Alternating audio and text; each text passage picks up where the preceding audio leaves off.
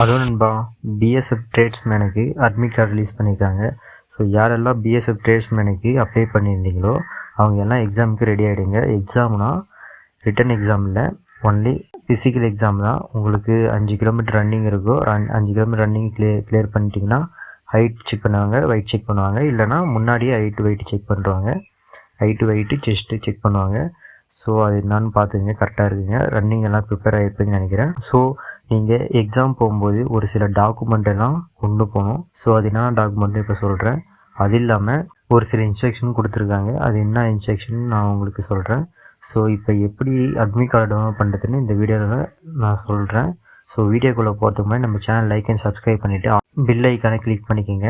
அப்போ தான் நான் போடக்கூடிய வீடியோ உங்களுக்கு உடனே நோட்டிஃபிகேஷன் வந்து. ஸோ ஓகே நண்பா, வீடியோக்குள்ளே போகலாம். ஸோ நண்பா, இதுதான் அவங்க கொடுத்துருக்கக்கூடிய வெப்சைட்டுக்கான லிங்க்கு நான் உங்களுக்கு டிஸ்கிரிப்ஷனில் கொடுக்குறேன். நான் கொடுத்துருக்கக்கூடிய வெப்சைட்டை கிளிக் பண்ணிங்கன்னா டைரெக்டாக இந்த பேஜுக்கு வருவீங்க. ஸோ இந்த பேஜுக்கு வந்ததும் இங்கே சைடில் கேண்டிடேட் லாகின் இருக்குது இல்லையா, இங்கே கிளிக் பண்ணிங்கன்னா உங்களுக்கு லாகின் மெயில் ஐடி கேட்கும், இல்லை மொபைல் நம்பர் கேட்கும், யூசர் நேமு. ஸோ நீங்கள் கிளிக் பண்ணிட்டு ஐ எம் நாட் ரோபோட் கொடுத்தீங்கன்னா டிக் ஆகிடும். அதுக்கப்புறம் லாகின் கேட்கும். லாகின் கொடுத்தீங்கன்னா உங்களுக்கு லாகின் கொடுத்த உடனே உங்களுக்கு ஓடிபி வரும். இப்போ ஓடிபி வந்து நீங்கள் டைப் பண்ணுற மாதிரி இருக்கும். டைப் பண்ணிட்டு ஐ எம் நாட் ரோபோட் கொடுத்துட்டு திருப்பியும் சப்மிட் கொடுத்தீங்கன்னா அதான் உங்களுக்கு பேஜ் ஓப்பன் ஆகிடும். ஸோ இங்கே வந்ததும் இங்கே இருக்கு இல்லையா, நீங்கள் எப்போ அப்ளிகேஷன் அப்ளை பண்ணிங்களோ அந்த டேட் இருக்கும் 29/7/2025. அதுக்கான இது இருக்கும். அதுக்கு நேராக பார்த்தீங்கன்னா ஆக்ஷன் இருக்கா, அதை அப்படி கிளிக் பண்ணுங்கள். கிளிக் பண்ணதும் மூணு ஆப்ஷன் கேட்கும். வியூ போஸ்ட் டீட்டெயில்ஸ் கேட்கும், பிரிண்ட் போஸ்ட் டீட்டெயில் கேட்கும், ஆட்டோமேட்டிக்காக பிரிண்ட் அட்மிட் கார்டுன்னு இருக்கு இல்லையா, இதை கிளிக் பண்ணுங்கள். கிளிக் பண்ணதும் உங்களுக்கான அட்மிட் கார்டு ஓப்பன் ஆகிடும். ஸோ இவருக்கு வந்து கோயம்புத்தூரில் கொடுத்துருக்காங்க. இதெல்லாம் கோயம்புத்தூர் இருக்குது. ஒன்லி 2 சென்டர் மட்டும்தான், பெங்களூர் இல்லைன்னா கோயம்புத்தூர் கொடுப்பாங்க பிஎஸ்எஃப்க்கு. ஸோ உங்களுக்கு எந்த சென்டர்னு சொல்லிட்டு எனக்கு கமெண்ட் பண்ணுங்கள். இவருக்கு 29ஆம் இந்த மாதம் 29ஆம் டைம் தந்திருக்காங்க. ஸோ உங்களுக்கு என்ன டேட்டில் செலெக்ஷன் இருக்குதுன்னு எனக்கு கமெண்ட் பண்ணுங்கள்.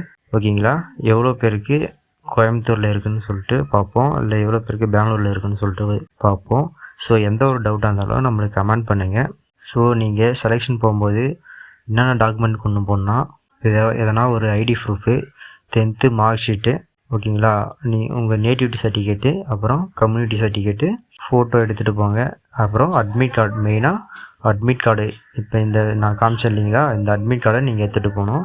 அப்புறம் என்ன எடுத்துகிட்டு போகணுன்னா, அப்புறம் பிரிண்ட் போஸ்ட் டீட்டெயில்னு இருக்கும், இல்லை வியூ போஸ்ட் டீட்டெயில் இருக்குது. 2 கிளிக் பண்ணாலும் நீங்கள் அப்ளை பண்ணிங்களே, அப்ளை பண்ணும்போது கொடுத்தக்கூடிய டீட்டெயில் ஃபுல்லாத்தையும் நீங்கள் 2 செட்டு ஜெராக்ஸ் எடுத்துகிட்டு போகணும். இது 2 set, admit card 2 set xerox, அதில் நீங்கள் அப்ளை பண்ண டீட்டெயில் 2 செட்டு ஜெராக்ஸு, டாக்குமெண்ட் எல்லாத்தையும் ஒரிஜினல் எடுத்துகிட்டு போகணும். ஓகேங்களா?